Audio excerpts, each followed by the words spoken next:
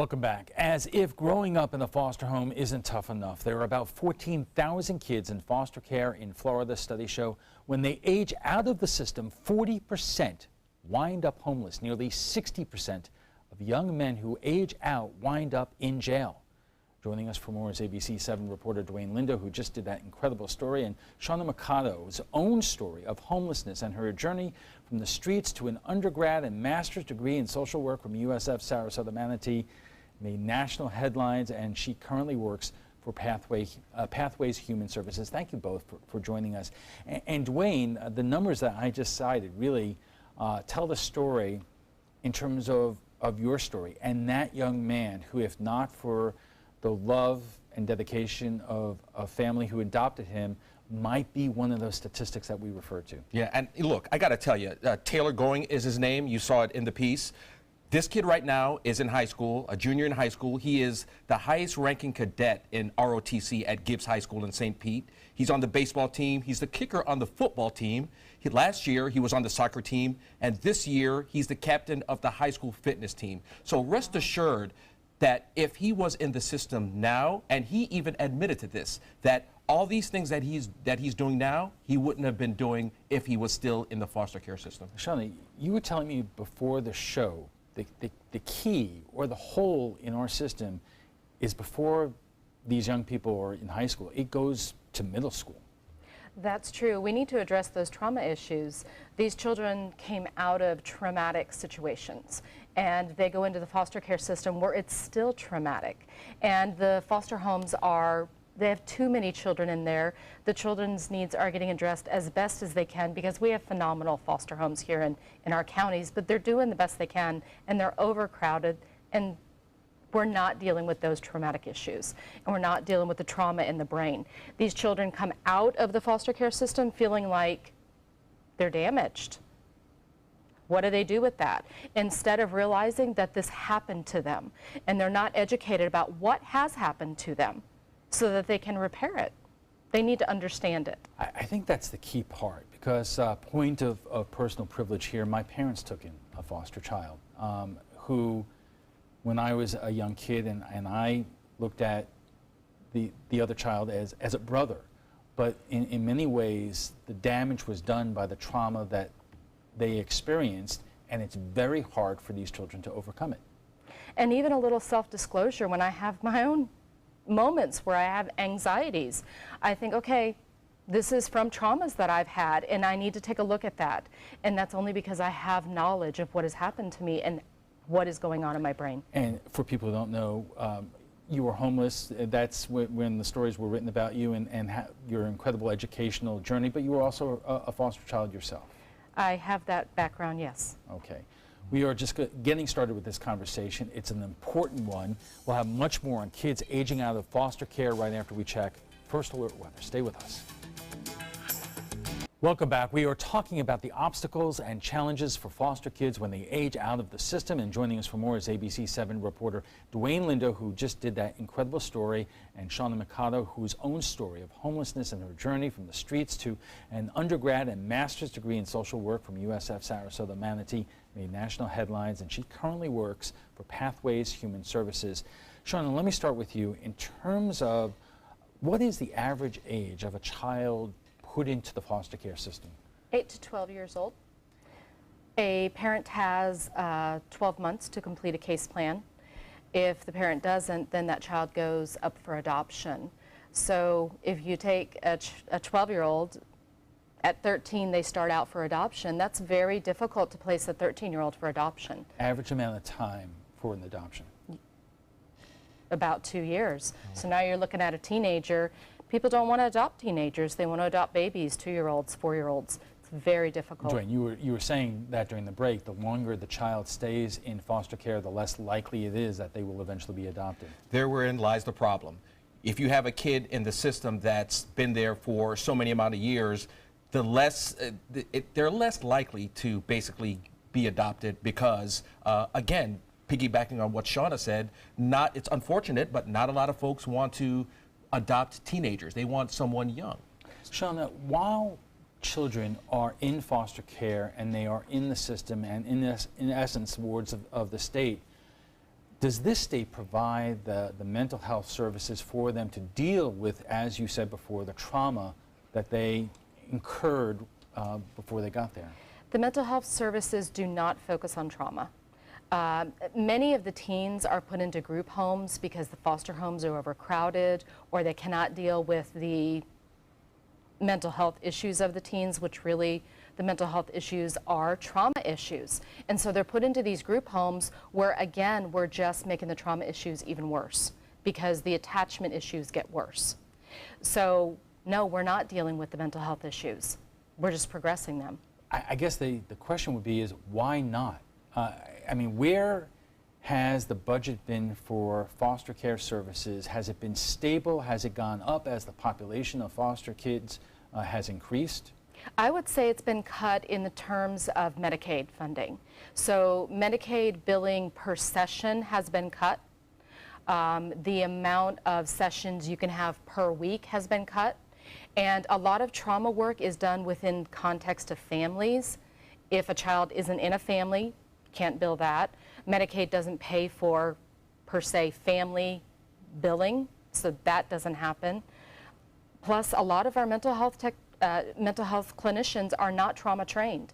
Our case managers are not trauma trained. They need to be trauma trained.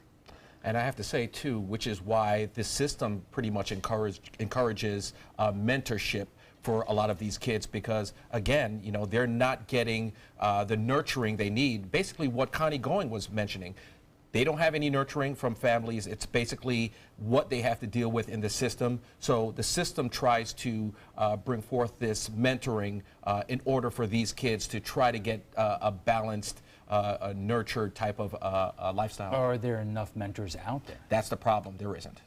You know, these are really tough budgetary times, both at the state and federal level, but I can't help but get past the following question. Wouldn't it be more cost-effective to get these children the help they need in terms of mental health services so they grow to be productive adults, rather than what is happening now where we just reported 60% of young men who come out of foster care wind up in jail? Absolutely, you have to look at it as an investment instead of what you're paying now. So what kind of efforts are there in our community in terms of lobbying the state legislature, or if not Congress, to do something about this? Well, a few years ago, the National Association of Social Workers did lobby to have all investigators become social workers, which generally are trauma trained. Social workers do look at the environment of the child more so than just a disciplinary action. So that's one thing. I would like to see everybody trauma trained. I would like to see case managers trauma trained.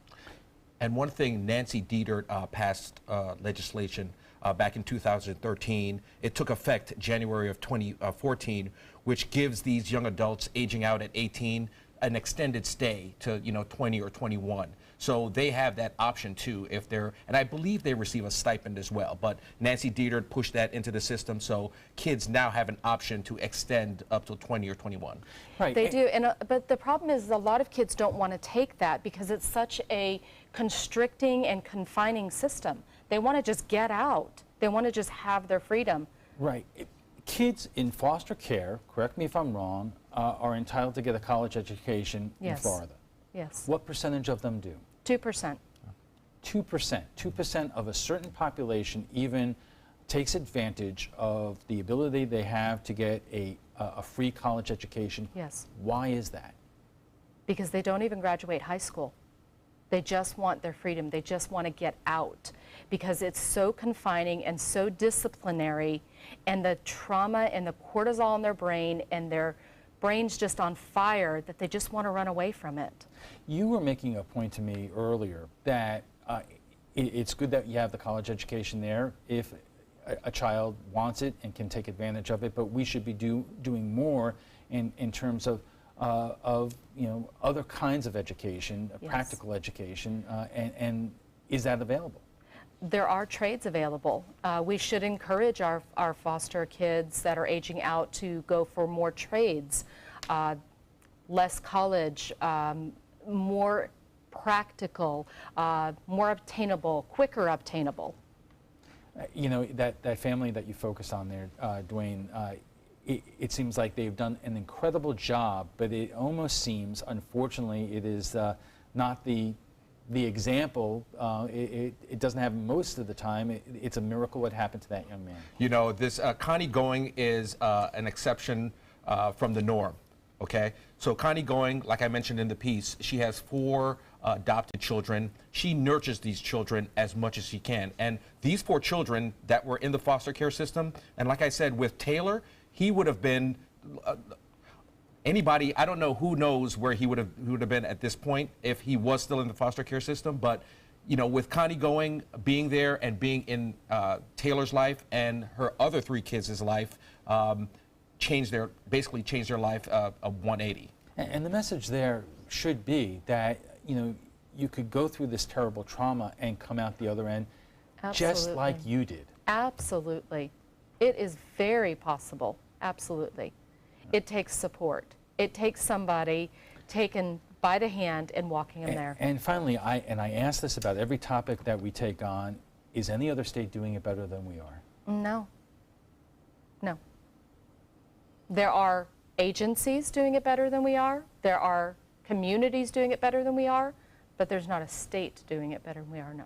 All right, let's take a quick break and we'll come back with final thoughts when we return. We're talking about the challenges facing kids, foster kids who age out of the system, and our guest joining us right now for final thoughts. Dwayne, you didn't know a lot about this issue before doing this story. What did you learn? Well, look, I'm looking at this situation glass half full. You have kids that really need help. I mean, talking to Connie, she's very passionate about helping kids in the system. She can't do it alone. That's the problem. We discussed that in the last segment. But I think guidance and mentoring will do a lot for these kids. Connie agreed. The amount of kids that are in the system now just unfortunately shouldn't be there. But again, it's the way the system is set up. But if there was a little bit more guidance, a little bit more mentoring, I think the system would be a little bit better. You know, Shauna, this is a wonderful community that we live in. There are a lot of charitable organizations out there, a lot of people doing good work. But there are also people who are probably watching this tonight who say the message here is people who are not prepared to raise children shouldn't have them. I guess you can be cynical that way, but the reality is these are kids, and we need to help them because soon they're going to be adults in our community. And if we don't help them, there are going to be more adults having babies. They need help. They need mentors. They need people to teach them and to heal the trauma. All right. Thank you both very much. Important subject tonight.